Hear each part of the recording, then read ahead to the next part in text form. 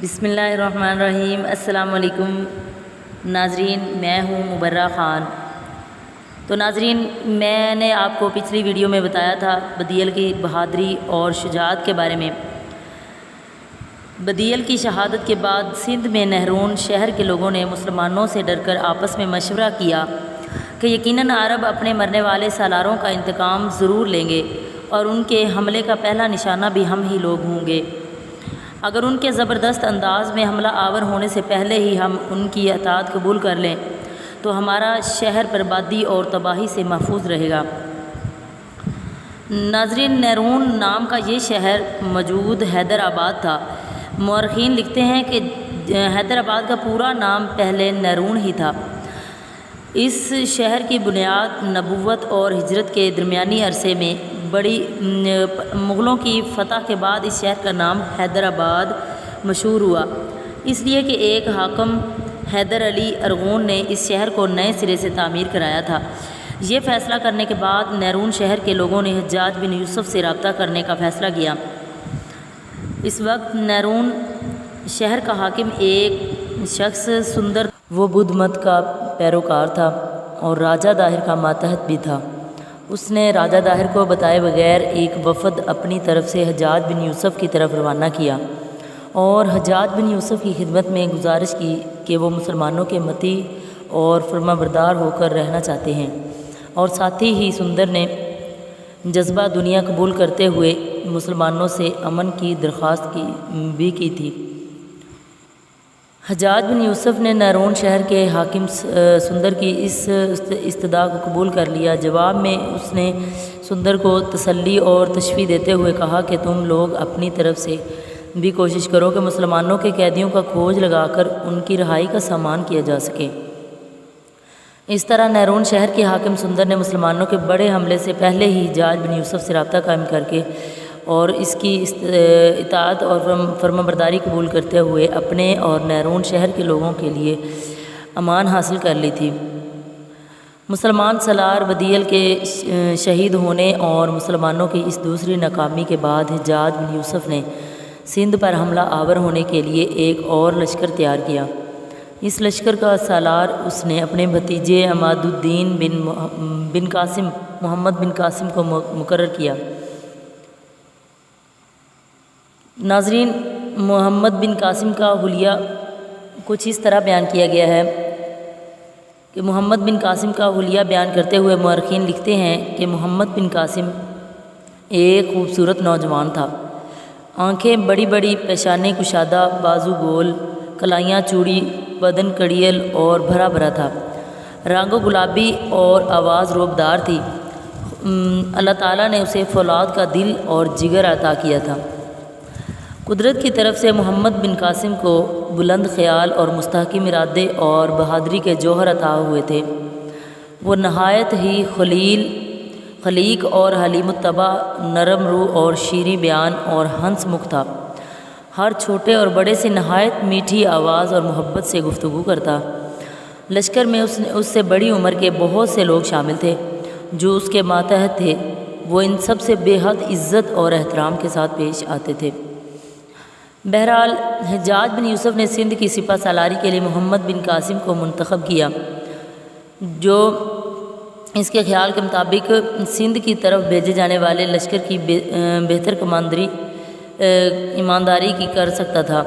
محمد بن قاسم کی کنیت ابو بہار تھی، اس لیے کہ وہ بہار البرگ نام کے پھول کو پسند کرتا تھا، اس لیے اس کنیت سے مشہور ہو گیا۔ حجاج بن یوسف جب عراق کا گورنر مقرر ہوا تو اس نے محمد بن قاسم کے باپ قاسم کو بصرے کا حاکم مقرر کیا۔ اسی وجہ سے محمد بن قاسم کی تربیت بصرے میں ہوئی۔ محمد بن قاسم ابھی بچہ ہی تھا کہ اس کے والد نے وفات پائی۔ 5 سال کی عمر ہی میں اس کی ذہانت اور عقل مندی اور شجاعت کے جوہر محسوس ہونا شروع ہو گئے۔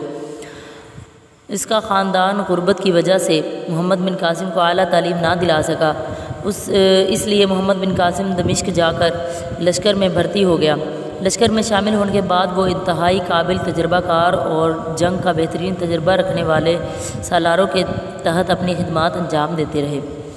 14 سال کی عمر میں محمد بن قاسم نے اپنی غیر معمولی صلاحیتوں کی وجہ سے لشکر میں ایک اعلیٰ عہدہ حاصل کر لیا، یہاں تک کہ 90 ہجری میں حجاج بن یوسف نے محمد بن قاسم کو ایران میں کردوں کی بغاوت کو ختم کرنے کے لیے روانہ کیا، اور اس وقت محمد بن قاسم کی عمر صرف 15 سال تھی۔ محمد بن قاسم کو جو لشکر مہیا کیا گیا اسے لے کر ایران کی طرف روانہ ہوا، کردوں سے ٹکرایا اور کردوں کو بدترین شکست دے کر ان کی بغاوت کا خاتمہ کر دیا۔ اس کے بعد لشکر کے ساتھ محمد بن قاسم ایران کے اندر بڑھتا چلا گیا اور استخر شہر کو فتح کر لیا، اور اس کے بعد دوسرے علاقوں کو فتح کرتے ہوئے جرجان شہر کی طرف پیش قدمی کی، یہاں تک کہ انہی دنوں محمد بن قاسم نے ایک خاص نقشہ کے مطابق شیراز شہر کی بنیاد ڈالی۔ اس سے پہلے شیراز معمولی لشکر کے پڑاؤ اور قیام کے لیے استعمال ہوتی تھی۔ اس کے بعد محمد بن قاسم کو حجاج بن یوسف نے شیراز کا حاکم مقرر کیا، اور ایک والی اور حاکم کی حیثیت سے محمد بن قاسم نے نہایت عمدگی اور عدل و انصاف سے حکومت کی۔ اسے جو ماہانہ روزینہ ملتا اس میں سے وہ کافی رقم بچا کر تبلیغ اسلام پر خرچ کیا کرتے تھے، اور اپنی فرصت کے اوقات میں لوگوں کے سامنے اسلامی موضوعات پر تقریریں بھی کیا کرتے تھے، جنہیں عوام بڑے ذوق اور شوق سے سنتے تھے۔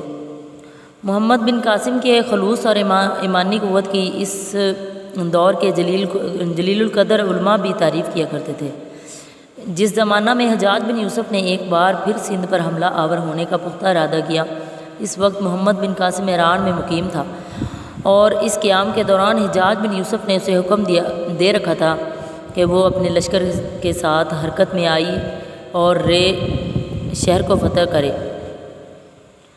جس وقت حجاج بن یوسف کے حکم کے مطابق محمد بن قاسم رے شہر کی طرف پیش قدمی کر رہے تھے، راستے میں اسے حجاج بن یوسف کا قاصد ملا، جس نے حجاج بن یوسف کا خط پیش کیا، اور اس خط میں حجاج بن یوسف نے لکھا تھا کہ رے شہر کی طرف اپنی پیش قدمی روک دو اور سندھ پر حملہ آور ہونے کے لیے تیار ہو جاؤ، واپس شیراز جاؤ اور وہاں رک کر اس لشکر کا انتظار کرو جو میں تمہاری طرف بھیجوں گا، اور اسے لے کر تم سندھ پر حملہ آور ہونا۔ تو ناظرین، حجاج بن یوسف نے 6000 کا ایک بہترین لشکر تیار کیا۔ سفر کے لیے 6000 کے اس لشکر کو اس نے 6000 تیز رفتار اونٹ سوار کے بوجھ لادنے اور ضرورت کا سامان اٹھانے کے لیے کئی ہزار اونٹ مزید ان کے ساتھ کر دیے۔ اس کے علاوہ بھی اس نے لشکر کو جس سامان کی ضرورت تھی مہیا کی، یہاں تک کہ سوئی دھاگے تک کا بھی اس نے ہر لشکری کے لیے اہتمام کر دیا تھا۔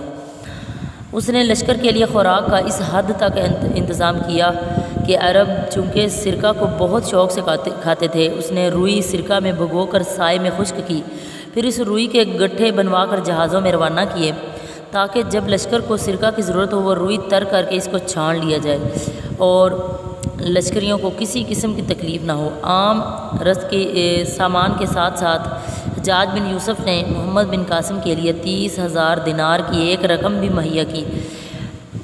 لشکر کو خشکی کے راستے روانہ کرنے کے علاوہ حجاج بن یوسف نے ضرورت کا سامان اور کچھ لشکری بحری جہازوں میں لاد کر سمندر کے راستے روانہ کیے۔ ان جہازوں کے اندر بڑی بڑی منجنیقیں بھی تھیں جن سے دشمن کے قلعوں اور فصیلوں پر سنگے باری کر کے اپنے لیے فوائد حاصل کیے جا سکتے تھے۔ بہرحال حجاج بن یوسف کا مہیا کردہ لشکر شیراز پہنچا اور وہاں سے اس لشکر کو لے کر محمد بن قاسم اپنی منزل کی طرف روانہ ہوا۔ محمد بن قاسم جب اپنے لشکر کے ساتھ مکران پہنچا تو مکران کے مسلمان والی محمد ہارون نے ان کا بہترین استقبال کیا۔ چند روز تک محمد بن قاسم نے مکران میں قیام کیا، اس کے بعد وہاں سے ارمن بیلا کی طرف روانہ ہوا۔ محمد بن ہارون اس وقت بیمار تھا اور بیماری کی باوجود اس نے اس مہم میں شرکت پر اصرار کیا۔ محمد بن قاسم نے اسے بھی ساتھ لے لیا۔ مکران کی سرحد سے نکل کر سب سے پہلے محمد بن قاسم پنجگور پر حملہ آور ہوا اور اسے فتح کرنے کے بعد چند دن کے لیے اپنے لشکر کے ساتھ اس نے وہیں قیام کر لیا تھا۔